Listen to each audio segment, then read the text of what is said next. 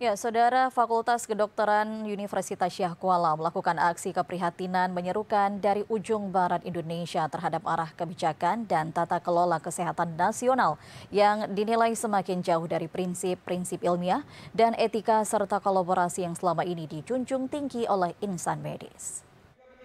Para guru besar beserta Civitas Akademika Fakultas Kedokteran Universitas Syah Kuala menggelar aksi keprihatinan menyerukan nasib pendidikan kedokteran di Indonesia.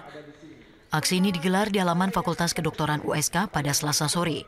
Koordinator aksi Profesor Kurnia menjelaskan, aksi ini merupakan bentuk dukungan terhadap masa depan bangsa, mutu dokter Indonesia, serta hak rakyat dalam mendapatkan layanan kesehatan yang bermartabat.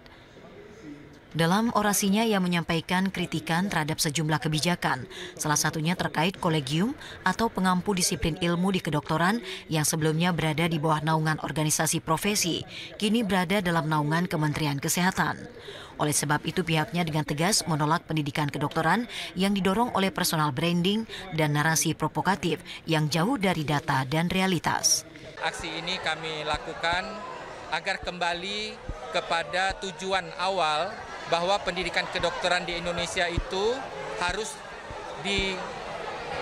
difondasikan oleh 3 pilar utama, yaitu universitas sebagai pengelola pendidikan kedokteran, kemudian rumah sakit pendidikan sebagai wahana tempat pendidikan dokter, dan kolegium dikembalikan secara independen agar dapat memberikan kurikulum-kurikulum yang ditangani oleh para orang-orang yang pakar-pakar berada di kolegium tersebut.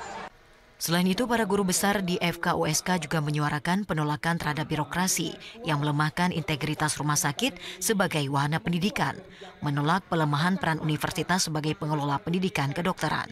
Dari Banda Aceh, Teguh Ferry, TVRI Aceh melaporkan.